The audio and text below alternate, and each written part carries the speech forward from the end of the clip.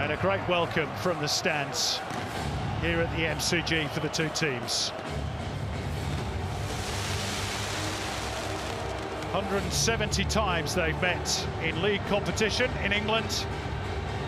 Spurs lead the way with 74 victories, 62 for Newcastle, and 34 having been drawn. Although Newcastle have won 3 of the last 4, including the last meeting, which was only a month or so ago, April the 13th. The game ending 4-0 in Newcastle's favour. 2 for Alex Isak that day, 1 for Anthony Gordon, who's not here in Melbourne, and 1 for Fabian Schär, who is also not in Australia. So the long walk from the dressing rooms here at the MCG is complete. The smoke clears, and we are set for action. This game is obviously a celebration of the top end of the football pyramid. Now, a cheap giveaway by Newcastle. Son Heung-min to fire one in, and there are appeals for handball there. Against Emil Kraft, I fancy. Ali Reza Fagani not interested. And 1 or 2 good-natured boos from the stands. The first bit of controversy. And here come the Toonami down the right, through Kieran Trippier. And a chance for a shot on goal, which was not too far away from Alex Isak. Emerson Royal to square it up. It wasn't a good ball. Got away from Bentancur. One back though. Newcastle again get numbers in the way. Is that a handball by James Maddison? Still going. Puts the ball in the back of the net. Tottenham take the lead. James Maddison, selected by Gareth Southgate for England's European Championship preliminary squad only yesterday, now has a goal to celebrate here in Melbourne. There might have been a hint to handball as he sought to bring it under control, but no doubt about the finish. 1-0 Spurs. Well, Newcastle players still in deep conversation in the centre circle with Ali Reza Fagani about the handball. Joel Linton clearly clocked off his defensive duties, expecting the whistle to be blown. It's clearly handball. Used his hand to control the ball, but from then on, this is the beauty of James Maddison. Those feet are delightful. Great silky touch to make the opening for goal, and then he lashed the ball home.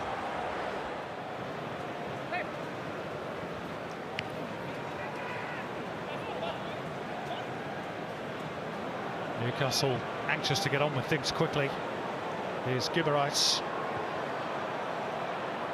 Joe Linton. This looks better for the Toon. Guimaraes. They're queuing up here. Good save initially by Austin, but tapped in by Alexander Isak.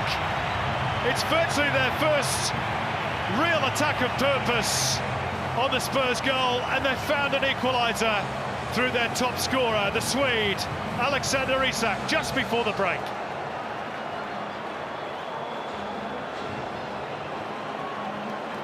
And when Newcastle have had plenty of numbers defending their penalty area, Spurs were really thin on the ground. Emerson Royal couldn't intercept the cross at left fullback. And Austin, really with his first touch of the game, he's had to parry away a couple of corners, but this is his first serious intervention. And the best he can manage to do is to palm the ball onto Newcastle's hot property, the Swede, Isak.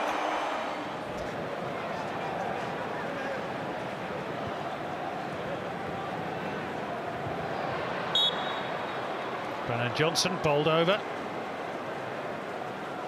He's another one. He's got a famous father, son of David Johnson, former Nottingham Forest striker. Back in the 90s, that's where he made his name, Brennan Johnson. Confirmation of all those half-time changes. I'm sure there'll be a few more. Chance here though for Newcastle.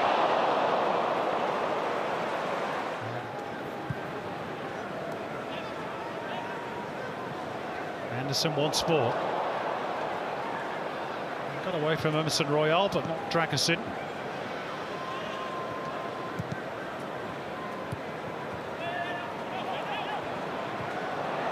Newcastle back on the attack.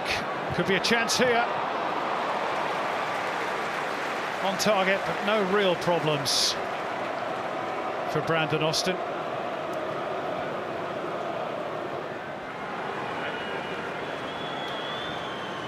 Well, the penalty shootout was a surprise to Ange Postecoglou. It was certainly a surprise to us. But a penalty shootout we're going to have. And Spurs are going to go first. It's going to be Brian Gill up against Mark Gillespie. So a bit of added entertainment for the 78,000 plus. Brian Gill, and it's a good save by Gillespie.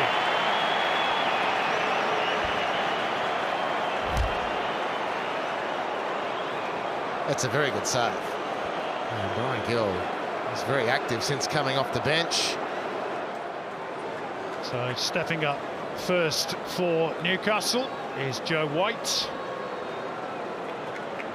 who was a second half substitute, and he's going to be up against Alfie Whiteman, the young goalkeeper for Tottenham. Another left footer, sends the keeper the wrong way. Newcastle lead the shootout by a goal to nil. And I guess for some of these youngsters' hearts, this is a good test for them. The kids love the penalty shootouts to watch, and the youngsters to play. And there's plenty of youngsters on the pitch at the moment. Dane Scarlett is next. Had a couple of chances in regulation time.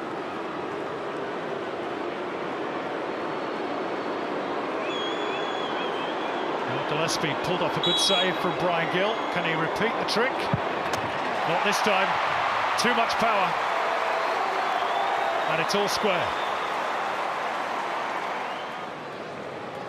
Ben Parkinson up next for Newcastle to restore their lead.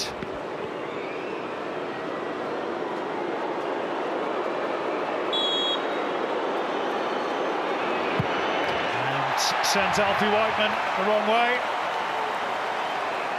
And it's 2-1 for Newcastle. Very confidently struck penalty kick by the 19-year-old. Jamie Donnelly is next for Spurs.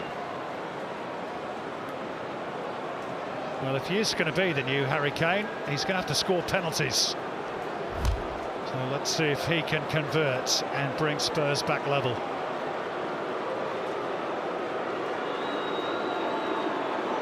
Brian Gill with the only miss so far for Tottenham. Well, that is close to the perfect penalty. Decent. Decent, wasn't it? A former West Ham United youngster, born in Canning Town in the English capital, fires it home, and Newcastle lead again, 3-2.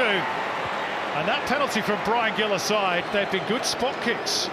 Yeah, very good. It was excellent as well. Picture of concentration and technical execution. 3-2 then for the Toon. And next is Tyrese Hall for Spurs.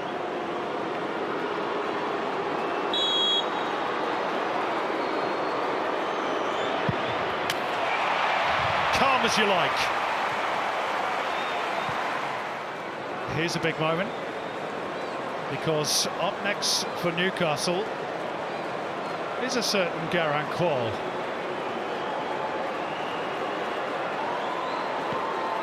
His most important kick, which is not difficult to be fair, as it's his Newcastle debut tonight for the English club. And a big sigh of relief, I guess, goes around the stadium as the Socceroo plants it in the back of the net. And it's 4-3 for Newcastle. And I wonder if, as he's sending this goalward, he sends a message to his brother Alu, preparing for A-League Men's Grand Final night on Saturday for the Central Coast Mariners. That's the way you do it, Alu. Now, Oliver Skipp has a big responsibility here. If he misses this one, Newcastle win the shootout. But he doesn't. And we're back at 4-4, and it's all going to rest on this final kick.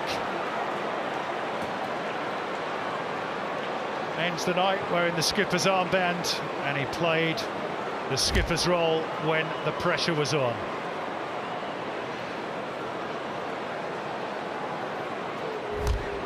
And so, Harrison Ashby is the man charged with the responsibility of winning the game, unless they've got something else in store for us that we didn't know about with this penalty kick. And Ashby plants it past the goalkeeper, and Newcastle win the contest on penalties by 5-4. And Mark Gillespie gets a huge hug from one of his teammates.